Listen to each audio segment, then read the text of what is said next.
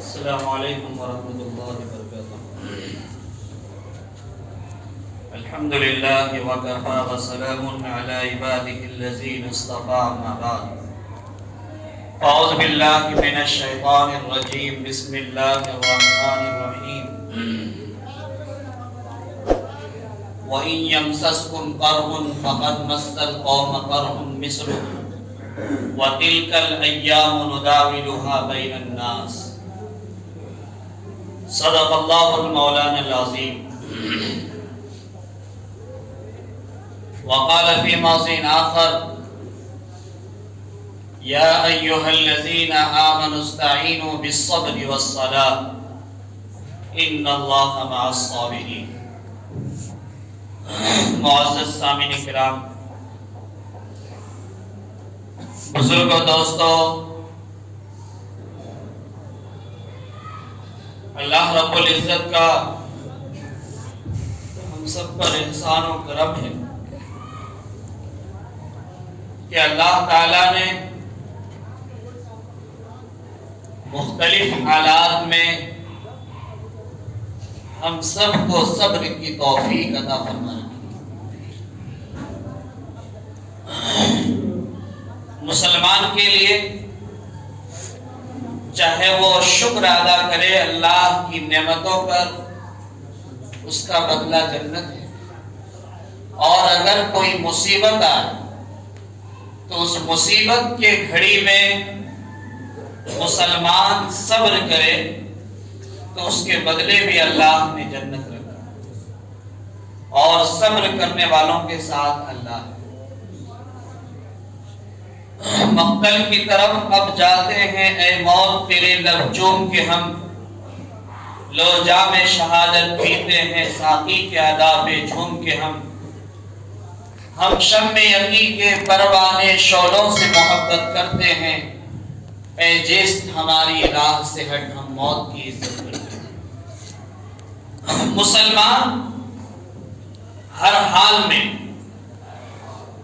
چاہے وہ کیسے ہی مراحل آئے، اللہ نے انہیں صبر کرنے کی تلقین کی۔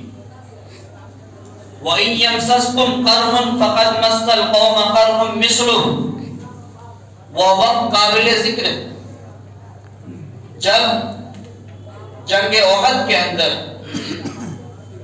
شروع میں مسلمانوں کی جیت ہوئی، اور اس کے بعد کچھ کوتاہیوں کی وجہ سے مسلمانوں کی شکست ہو گئی۔ 70 صحابہ شہید ہو گئے، اور بے شمار صحابہ کو قید کیا گیا۔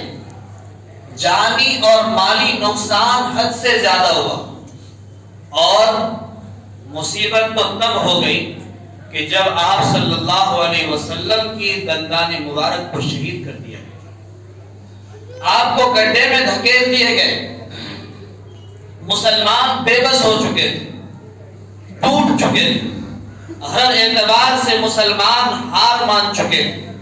اللہ تعالیٰ نے قرآن کی آیت نازل فرمائی: وَلَا تَهِنُوا وَلَا تَحْزَنُوا وَأَنْتُمُ الْأَعْلَوْنَ إِن كُنتُم مُّؤْمِنِينَ، کہ تم کمزور مت پڑو، اور پیچھے جو تم پر مصیبتیں آئی ہیں اس پر غم نہ کرو۔ وَأَنْتُمُ الْأَعْلَوْنَ إِن كُنتُم مُّؤْمِنِينَ، تم ہی سربلند رہو گے، غالب رہو گے، شرط ہے کہ تم کامل مومن بن جاؤ۔ کامل مومن بننے پر اللہ تعالیٰ نے غلبہ کا یقین دہائی کرایا۔ کامل مومن بننے پر اللہ تبارک تعالیٰ نے فاتح بننے کا خوشخبری دیا، اور یہ تب ہے جب کہ مسلمان اپنے کردار اور اپنے اعتبار اور اپنے اخلاق اور اپنے ہر اعتبار سے کامل مومن بننے کا اظہار کرے۔ مسلمان کے اعمال سے، اخلاق سے یہ ثابت ہو کہ حقیقت میں مسلمان کامل مومن ہے۔ جب مسلمان کامل مومن بنے گا تو اللہ نے کل بھی فاتح بنایا تھا اور آج بھی فاتح بنایا۔ سماج کی تاناشاہی کی وجہ سے، اور سماج میں دراڑ اور ٹوٹ پڑنے کی وجہ سے ہو سکتا ہے کچھ تکلیف آئے، ہو سکتا ہے پریشانیاں آئے، ہو سکتا ہے مصیبتیں آئے، لیکن اس کو دل پر بیٹھا کے نہ رکھے۔ وَلَا تَهِنُوا وَلَا تَحْزَنُوا وَأَنْتُمُ الْأَعْلَوْنَ إِن كُنتُم مُؤْمِنِينَ۔ تم کمزور نہ پڑو اور پیچھے والے غم کو بھول جاؤ، اور تم ہی کامل مومن بن کر کے رہو گے۔ شرط ہے کہ تم کامل مومن بن کر کے وَإِن يَمْسَسْكُمْ قَرْحٌ فَقَدْ مَسَّ الْقَوْمَ قَرْحٌ مِثْلُهُ۔ اللہ تعالیٰ نے اس آیت کے اندر تسلی دیا، تشفی دیا۔ واقعات صحابہ کے درمیان جتنا پرفتن والا آیا ہے، جتنی مصیبتیں والی آئی ہے، ایسے واقعات کسی اور کے ساتھ نہیں آئے۔ اور قرآن کی آیتوں کے شان نزول پر آپ غور کریں گے تو آپ کو معلوم ہوگا کہ اللہ تبارک تعالیٰ نے جب مسلمانوں پر پریشانیاں مصیبتیں آئی ہیں تب قرآن کا نزول فرمایا، تب اللہ نے ان کو تسلی دیا، اللہ تعالیٰ نے ان کو صبر کرنے کی تلقین کی ہے۔ وَإِن يَمْسَسْكُمْ قَرْحٌ فَقَدْ مَسَّ الْقَوْمَ قَرْحٌ مِثْلُهُ۔ اسی میں سے ایک آیت یہ بھی ہے، جب زخم میں نڈھال صحابہ کرام مایوسی کے دامن پکڑے ہوئے تھے، اللہ تعالیٰ نے یہ آیت نازل فرمائی اور کہا کہ کان کھول کر کے سنو، اگر تمہیں آج زخم پہنچا ہے تو یاد رکھو اس سے پہلے ان کو بھی زخم پہنچا تھا۔ آج تم شکست کھائے ہو تو آج سے پہلے جنگ بدر میں وہ بھی شکست کھایا تھا۔ جس طرح سے آج تم مایوس پڑے ہوئے ہو، ایسے ہی وہ بھی کل مایوس تھا۔ وَتِلْكَ الْأَيَّامُ نُدَاوِلُهَا بَيْنَ النَّاسِ۔ اللہ تعالیٰ تو لوگوں کے درمیان حالات کو بدلتے رہتے ہیں، اللہ لوگوں کے درمیان حالات کو بدلتے رہتے ہیں۔ اگر حالات ایک طرح کا ہو تو پھر تو آدمی اپنے آپ کو خدا سمجھنے لگے۔ جب حالات ایک طرح کا ہو تو پھر آدمی کسی کو انسان سمجھیں گے ہی نہیں۔ اس لیے اللہ حالات کو بدلتے رہتے ہیں۔ کل ان کی شکست ہوگی، آج ہماری شکست ہوگی، پرسوں ہماری جیت ہوگی، آج ان کی شکست ہوگی، چاہے وہ کسی بھی میدان میں ہو، وہ کسی بھی میدان کے اندر ہو۔ حالات کو اسی لیے اللہ تعالیٰ بدلتے رہتے ہیں۔ اور جب مصیبتیں آتی ہے، جب مصیبتیں آتی ہے تو انسان اپنے اعمال اور اپنے اخلاق کی تصفیہ کرتے ہیں، اپنے اعمال اور اپنے اخلاق کی تصفیہ کرتے ہیں، یعنی اپنے اعمال کا جائزہ لیتے ہیں۔ صبر میں ان کو کیا ہوتی سبق ملتا ہے، صبر پریشانی مصیبت آتی ہے تو ان کو سنبھلنے کا موقع ملتا ہے۔ اس طرح سے بچہ جب بڑا ہوتا ہے تو چلنے کے لیے سیکھتا ہے، اور چلتے وقت بھی کئی بار گرتا ہے، پھر سنبھل کر کے چلتا ہے، اور پھر چلنا سیکھ جاتا ہے تو دوڑتا ہے، دوڑتے وقت بھی کئی بار گرتا ہے، اس میں زخم بھی لگتا ہے، زخم بھی چوٹ بھی لگتی ہے اور زخم بھی آتا ہے۔ کوئی ماں باپ انہیں یہ نہیں کہتا کہ بیٹا دوڑو مت یا چلو مت، کیونکہ چلنا چھوڑ دے گا تو چلنے آئے گا ہی نہیں، دوڑنا چھوڑ دے گا تو دوڑنا سیکھے گا ہی نہیں۔ تو بچہ کو جس طرح سے چلنے اور دوڑنے کے لیے سیکھنے کے لیے انہیں تکلیف پہنچتی ہے، ایسے مسلمان کو بھی ہر میدان میں تکلیف پہنچتی ہے، اور تکلیف پہنچنے پر مسلمانوں کو کبھی بھی مایوس نہیں ہونا چاہیے، کبھی بھی مایوس نہیں ہونا چاہیے، صبر کا دامن کبھی بھی چھوڑنا نہیں چاہیے، کیونکہ اللہ تعالیٰ نے فرمایا ہے یا ایھا الذین آمنوا استعینوا بالصبر والصلاۃ، اے ایمان والو نماز کے ذریعے اور صبر کے ذریعے اللہ سے مدد طلب کرو، اللہ سے مدد حاصل کرو صبر کے ذریعے اور نماز کے ذریعے۔ وَلَنَبْلُوَنَّكُمْ بِشَيْءٍ مِّنَ الْخَوْفِ وَالْجُوعِ وَنَقْصٍ مِّنَ الْأَمْوَالِ وَالْأَنفُسِ وَالثَّمَرَاتِ وَبَشِّرِ الصَّابِرِينَ۔ اللہ تعالیٰ نے فرمایا اللہ تعالیٰ تمہیں کبھی خوف میں مبتلا کرے گا، اللہ تعالیٰ کبھی کثرت اموال کو گھٹا دیں گے، اللہ تعالیٰ کبھی تمہارے پھلوں کے روزی کو چھین لیں گے، اللہ تعالیٰ کبھی تمہیں موت دے کر کے آزمائیں گے، مختلف مصیبتوں میں ڈال کر کے اللہ تم کو آزمائیں گے۔ لیکن آگے اللہ فرماتے ہیں وَبَشِّرِ الصَّابِرِينَ، جو آدمی اس پریشانی اور مصیبت کے گھڑی میں صبر کرتا ہے، اللہ فرماتے ہیں وبشر الصابرین، صبر کرنے والے کو خوشخبری سنا دیجیے۔ الذین اذا اصابتهم مصیبہ قالوا انا للہ وانا الیہ راجعون، نیک لوگوں کی یہ پہچان بتایا گیا کہ جب ان کے پاس کوئی مصیبتیں آتی ہے، کوئی پریشانیاں آتی ہے، تو وہ کہتا ہے انا للہ وانا الیہ راجعون، یعنی ہم اور ہمارے سارے جائیداد یہ سب اللہ کے لیے ہے اور اللہ کی طرف ہی ہم کو لوٹ کے جانا ہے، اللہ کی طرف ہی ہم کو لوٹ کر کے جانا۔ جب ہم پیدا ہوئے تھے تو خالی ہاتھ آئے تھے، کچھ لے کر کے نہیں آئے تھے، اس لیے ہم اور ہماری جائیداد سب کے سب اللہ کے لیے، اور ہم سب کو جانا کہاں ہے؟ لوٹ کر اللہ کی طرف ہی لوٹ کر کے جانا ہے۔ انا للہ وانا الیہ راجعون، آگے اللہ فرماتے اولئک علیہم صلوات من ربہم ورحمہ واولئک هم المہتدون، جو لوگ صبر کرتے ہیں اللہ تعالیٰ کی طرف سے ان پر رحمت کا نزول ہوتا ہے، اللہ تعالیٰ ان پر رحمتوں کی بارش فرماتے ہیں، وَأُولَٰئِكَ هُمُ الْمُفْلِحُونَ، اور آخرت میں یہی صبر کرنے والے کامیاب ہونے والے، آخرت میں صبر کرنے والے کامیاب ہونے والے ہیں۔ اللہ تعالیٰ نے دو ٹھکانہ بنایا، دو ٹھکانہ میں سے ایک جنت ہے اور دوسرا جہنم ہے۔ جنت اور جہنم دونوں میں زمین آسمان کا فرق ہے، دونوں جگہ الگ الگ ہے، اور اللہ تعالیٰ نے قرآن کے اندر فرمایا اصحاب النار و اصحاب الجنہ اصحاب الجنت هم الفائزون، کہ جنت اور دوزخ، جنتی اور دوزخی دونوں برابر نہیں ہو سکتے۔ جنتی لوگ کامیاب ہونے والے، کامیابی کس کو کہتے ہیں؟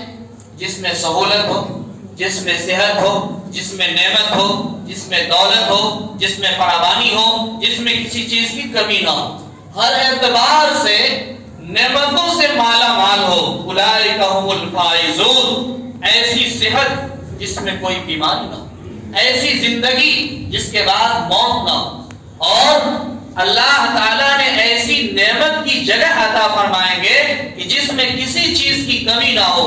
اولئک هم الفائزون، وہی لوگ کامیاب ہونے والے ہیں، وہی لوگ کامیاب ہونے والے ہیں۔ تو دو راستے بنائے، الدنیا سجن المومن و جنت الکافر۔ اللہ کے نبی صلی اللہ علیہ وسلم نے فرمایا کہ دنیا کافر کے لیے جنت ہے، اور ایمان والوں کے لیے دنیا کیا ہے؟ قید خانہ۔ ایمان والوں کے لیے دنیا قید خانہ ہے۔ تو ہمیں سمجھنا چاہیے کہ جو احکام اسلامیہ پر اللہ کی شریعت کے تابع اور پابند ہو کر کے زندگی گزارتا ہے، تو وہ اللہ تعالیٰ کے قید والی دنیا میں زندگی گزار رہا ہے، یعنی احکام کے پابندی کرنا یہی قیدی ہے، اور اس احکام کو توڑ دینا، اللہ کے حدود کو پار کر کے زندگی گزارنا، من مانی زندگی گزارنا، حلال حرام کی تمیز کیے بغیر زندگی گزارنا، اسی کو کہتے ہیں دنیا اس کے لیے جنت ہے۔ الدنیا سجن المومن و جنت الکافر، تو کافر کے لیے دنیا کیا ہے؟ جنت ہے۔ تو جنت کا مطلب ہے کسی چیز کی پابندی نہ ہو، ہر اعتبار سے سب کچھ ملے، لیکن مرنے کے بعد کا انجام بہت برا ہو، کیونکہ اللہ نے صلاحیت دی تھی پہچاننے کے لیے۔ اللہ تعالیٰ نے اتنا بڑا آسمان بنایا تھا بغیر ستون کا، اور اس آسمان کے اندر اگر غور و فکر کیا جاتا تو ایک اللہ کو پہچان لیتا۔ اتنی بڑی زمین کو پانی کے اوپر بچھایا، اس زمین پر اگر غور و فکر کر لیتا تو اللہ کو پہچان لیتا۔ افلا ينظرون الى الابل كيف خلقت والى السماء كيف رفعت والى الجبال كيف نصبت والى الارض كيف سطحت۔ اللہ تعالیٰ فرماتے ہیں ذرا غور کرو اونٹ کے اوپر، کہ اللہ تعالیٰ نے اونٹ کو کتنا اونچا بنایا ہے، اور کتنا آرام دہ سواری کے لیے اللہ نے اس کو بنایا ہے۔ افلا ينظرون الى الابل كيف خلقت، اس کی تخلیق پر غور کرو، اونٹ کی تخلیق پر غور کرو کہ کتنا اچھا اللہ تعالیٰ نے اسے بنایا، اور اس کے بعد آسمان پر غور کرو جو تمہارے سر کے اوپر ہے، ایک چھوٹا سا مکان تم بناتے ہو تو بغیر ستون کا ایک چھوٹی سی منزل نہیں بنا سکتے، ایک چھوٹا سا مکان کھڑا نہیں کر سکتے، لیکن منتہائے نظر تک اتنا بڑا آسمان جس میں ایک بھی کہیں سوراخ نظر نہیں آتا اور جس میں ایک بھی کھمبا نظر نہیں آتا، اتنا بڑا آسمان اللہ تعالیٰ نے اپنے حکم سے بنایا ہے۔ زمین کی طرف غور کرو، اتنی بڑی زمین کو اللہ نے پانی کے اوپر کس طرح سے ٹھہرا دیا۔ پہاڑ کے اوپر غور کرو، کتنا مضبوط پہاڑ کو اللہ تعالیٰ نے بنایا اور اس پہاڑ کے ذریعے سے زمین کو میک کا کام کر کر کے ان کو زمین کو پانی سے کیا کیا، بیٹھا دیا تاکہ یہ زمین حرکت نہ کرے، یہ زمین ہلے نہیں۔ اگر پہاڑ کو جس طرح سے زمین کو دے کر کے گاڑ دیا گیا ہے، جس طرح سے سامان کو دوسرے بتی کو بتی میں جوڑنے کے لیے کیل کا کام کرتے ہیں، کیل کو گاڑتے ہیں تو دوسروں کو چپکا دیا جاتا ہے، جوڑ دیا جاتا ہے فیویکول سے یا کک سے یا کسی بھی اور چیز سے، جو بھی آلہ جوڑنے کا ہو اس سے اس چیز کو جوڑ دیا جاتا ہے۔ ایسے ہی زمین پانی کے اوپر جب اللہ تعالیٰ نے اس کو ڈالا تو یہ زمین حرکت کر رہی تھی، اللہ تعالیٰ نے پہاڑ کے ذریعے سے زمین کو پانی کے اوپر کیا کیا، گاڑ دیا، بیٹھا دیا تاکہ یہ زمین حرکت نہ کرے اور ہمارے مخلوق زمین کے اوپر آسانی سے اور سہولت سے رہ سکے۔ جس انسان کی سہولت کے لیے اللہ تعالیٰ نے اتنے بڑے بڑی چیزوں کو، اتنی بڑی بڑی نعمتوں کو پیدا کیا ہے، یہ انسان اگر اس پر غور نہ کرے، یہ انسان اس کی بلندی اور اس کی بچھاوٹ اور اس کی بناوٹ پر غور نہ کرے اور یہ انسان ایک اللہ پر ایمان نہ لائے تو وہ انسان اللہ کا ناشکرا ہے، اللہ کا باغی۔ اور جو اللہ کا باغی ہے، اللہ کا ناشکرا ہے، اللہ تعالیٰ نے اس کے لیے جہنم تیار کر کے رکھا ہے، اس کے لیے دوزخ تیار کر کے رکھا ہے، دوزخ کی آگ تیار کر کے رکھا ہے۔ تو اس لیے میرے بھائیوں، دنیا کی زندگی تو یہ چند دن کے لیے ہمیں دنیا میں بھیجا گیا ہے، یہ دنیا کی زندگی اللہ کی عبادت کے لیے ہے، یہ دنیا کی زندگی اللہ کی عبادت کے لیے ہے اور ہم نے یہ سمجھ لیا ہے کہ صرف نوٹ کمانے کے لیے، یہ نوٹ کمانے کے لیے صرف نہیں ہے، یہ تو ضرورت ہے دنیا کی ضرورت کو پورا کرنا ہی ہے، گھر بنانا ہی ہے، گاڑی پہ چڑھنا ہی ہے، پیٹ بھرنے کے لیے محنت مشقت کرنا ہی ہے، لیکن دنیا میں آنے کا مقصد یہ نہیں، دنیا میں آنے کا یہ مقصد نہیں ہے۔ قوم عاد نے ترقی کے اونچائی پر چڑھا اور قوم عاد نے اپنی ہلاکت کا سارا اسباب تیار کر لیا، اپنے ہاتھوں سے پہاڑ کو تراش کر کر کے بہت اونچی عالی شان مکان وہ بنا لیے اور غرور میں اتنا آگے بڑھ گئے کہ وہ کہتے تھے کہ پہاڑ کو تراش کر کے ہم گھر بنا سکتے ہیں، مجھے کون ہلاک کر سکتا ہے؟ ہم اپنی محنت سے، اپنی مشقت سے یہ کام کیے ہیں، اس میں کسی کی بھی اس میں کوئی لین دین نہیں ہے، کسی کا کارکردگی نہیں ہے، ہم نے اپنی محنت سے یہ کام کیا، اپنی محنت سے گھر بنایا ہے، اس لیے ہمیں کوئی نہیں گزار سکتا، ہمیں کسی کی عبادت کی ضرورت نہیں۔ وقت کے پیغمبروں کو انہوں نے جھٹلا دیا، وقت کے پیغمبر نے انہیں دعوت دی اور کہا کہ ایک اللہ کی طرف دوڑو، ایک اللہ کی عبادت کرو، وہی تمہارے سروں پر آسمان کو پیدا کیا ہے اور نیچے زمین بنایا ہے، وہ چاہے گا تو زمین کو پھاڑ دے گا، آسمان کو تمہارے سر پر گرا دے گا، تباہ و برباد کر دے گا۔ وہ کہتا تھا نہیں، ہمارے بازو میں طاقت اتنی زیادہ ہے کہ ہم عالیشان مکان بنا سکتے ہیں، ہم پر عذاب آئے گا تو اس کو بھی روک لیں گے، ہم پر عذاب آئے گا تو ہم اس کو بھی روک لیں گے۔ اللہ تعالیٰ نے ایسا عذاب ان کے اوپر بھیجا کہ سب کے سب ہلاک و برباد ہو گئے اور کسی کو جو بیٹھا تھا اٹھنے کا بھی مہلت نہیں ملا اور جو کھڑا تھا اس کو بیٹھنے کا بھی مہلت نہیں ملا، اور اس طرح سے ان سب کو موت دے دی کہ جیسے کھجور کے درخت کو جڑ سمیت اکھاڑ کر پھینک دیا گیا ہو، ایسے ہی روڈوں کے اوپر درخت کے طرح آدمی پڑے ہوئے تھے، لمبے چوڑے آدمی تھے، ان کے پاس روح نہیں تھی اور کچھ کرنے کی ہمت اور سکت نہیں تھا۔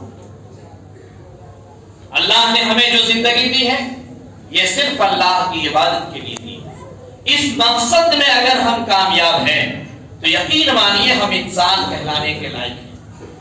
اگر ہم اللہ کی عبادت کر رہے ہیں تو ہم انسان اپنے آپ کو کہہ سکتے ہیں، اور اگر اللہ کی عبادت ہماری زندگی میں نہیں ہے تو یہ آنکھ، یہ سمجھداری، یہ عقل، یہ سب کچھ رہنے کے باوجود ہم میں اور چار پاؤں رکھنے والے جانور میں کوئی فرق نہیں ہے۔ ہم میں اور چار پاؤں رکھنے والے جانور میں کوئی فرق نہیں ہے، کیونکہ وہ بھی اللہ کی بندگی نہیں کر سکتے، کیونکہ اس کے پاس سوجھ بوجھ نہیں ہے۔ وہ مرتے ہوئے دیکھ کر کسی کو سبق حاصل نہیں کر سکتا ہے، وہ عبرت حاصل نہیں کر سکتا۔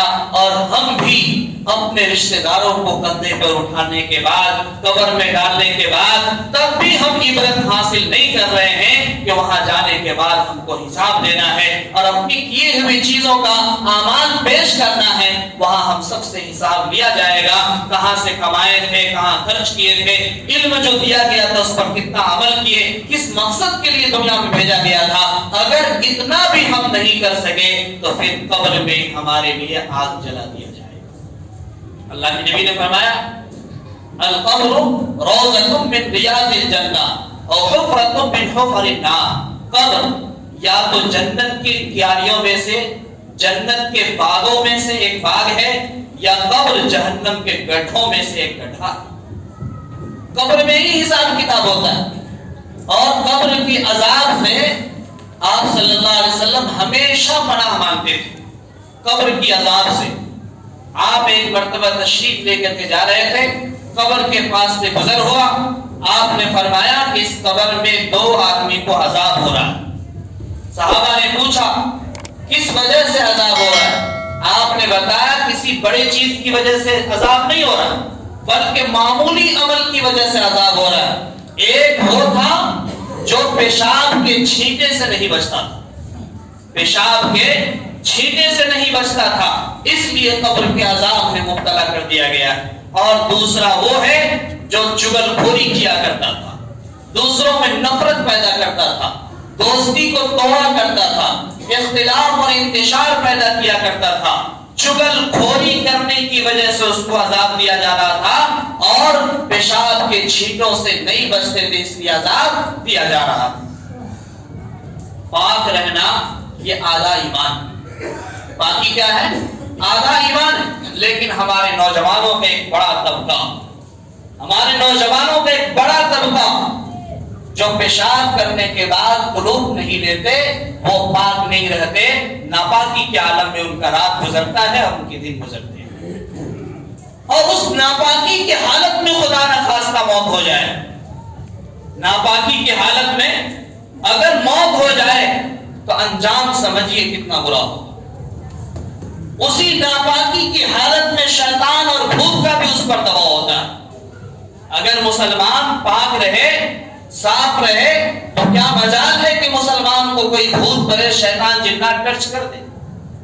یہ ہو ہی نہیں سکتا۔ لیکن ناپاک رہنے کی وجہ سے ہم پر عاصموں کا اثر ہوتا ہے، شیطانوں کا اثر ہو جاتا ہے، کیونکہ ہم پاک نہیں رہتے۔ اور یہ نوجوانوں میں زیادہ پایا جاتا ہے۔ کیوں؟ اس لیے کہ وہ زیادہ تر جینس پینٹ پہنتے، بیٹھنے آتا نہیں، کھڑے کھڑی پیشاب کر رہے ہیں۔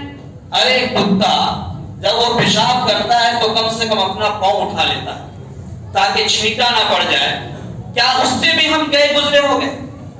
اس سے بھی گئے گزرے ہو گئے کہ ہمیں بیٹھ کے بھی پیشاب کرنے نہیں آتا، اور ایسا کپڑا پہنتے جس میں ہم پاک بھی نہیں رہ سکتے ہیں، تو پھر ایسے کپڑے پر 1000 بار لعنت، 1000 بار لعنت ہو ایسے کپڑے پر، جس کپڑے کے ساتھ ہم بیٹھ نہیں سکتے، جس کپڑے کے ساتھ ہم پاک نہیں رہ سکتے، جس کپڑے کے ساتھ ہم ناپاک رہ کر کے زندگی گزار رہے ہیں۔ میرے بھائیوں، ایک دن ایک رات ہمارے لیے بہت قیمتی ہے، یہ گزر جائے گا، آنکھ بند ہو جائے گی، تب سمجھ میں آئے گا کہ ہم کہاں تھے اور کہاں چلے گئے، ہم کہاں تھے اور کہاں چلے گئے، اور کیا کرنا چاہیے تھا، کیا کر کے ہم آئے ہیں۔ اس دن کے افسوس کرنے سے پہلے آج ہمارے پاس زندگی ہے، ہم سب کچھ کر سکتے ہیں، توبہ استغفار کر سکتے ہیں۔ اس لیے میرے بھائیوں، پاک رہنے کی کوشش کیجیے، ہر حالات میں صبر کیجیے۔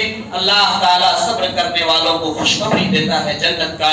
اور پھر پاک صاف رہیے، اور پاک صاف رہ کر کے اللہ کی عبادت کیجیے۔ اللہ کی عبادت ہمارے زندگی میں نہیں ہے تو ہم انسان کہلانے کے لائق نہیں ہیں۔ اللہ تعالیٰ ہم سب کو عمل کرنے کی توفیق نصیب فرمائے۔ بھائی ایک اعلان ہے، حالات کو اللہ تعالیٰ بدلتے رہتے ہیں، کب کس کے ساتھ کیسے حالات آئیں گے وہ صرف اللہ جانتا ہے. اور حالات کے ہی پس منظر میں ہماری ایک مضبوط تنظیم تھی جس پر بین کر دیا گیا. آپ کو معلوم ہے PFI کے نام جانتے ہیں. اس میں مسلمانوں کے بڑے بڑے لیڈر تھے اور مسلمانوں کا ایک سوچ تھی کہ مسلمان کسی طرح سے ترقی کرے, مسلمان آگے بڑھے. اور چونکہ ہمارے ملک کا ایک نظام بن گیا ہے کہ مسلمان کو ابھرتے ہوئے دیکھنا نہیں چاہتا ہے, تو مسلمان کے لیے ہر اعتبار سے پابندی کی کوشش ہوتی ہے, سازشیں لگائی جاتی ہیں, اور مسلمان سازش میں زیرو ہے. مسلمان سازش میں زیرو ہے کیونکہ مسلمان کبھی اپنے ساتھ بھی مل کر کے نہیں رہ سکتے. مسلمان کے گھر میں ہی اختلاف ہے تو دوسری بات ہم کیا کر سکتے, گاؤں بستی کا علاقے کی بات کیا کر سکتے. تو بہرحال اس پر جب سے بینڈ لگا ہے بہت سارے مدرسے کو بڑا نقصان ہوا ہے, بہت سارے تنظیموں کو بڑا نقصان ہوا ہے, اور جو لوگ اس سے جڑے ہوئے تھے ناقابل تلافی اس کا نقصان ہوا ہے. اس لیے ہمارے مفتی حنیف احرار صاحب جو گوا میں رہتے ہیں وہ 3 ادارے چلا رہے تھے.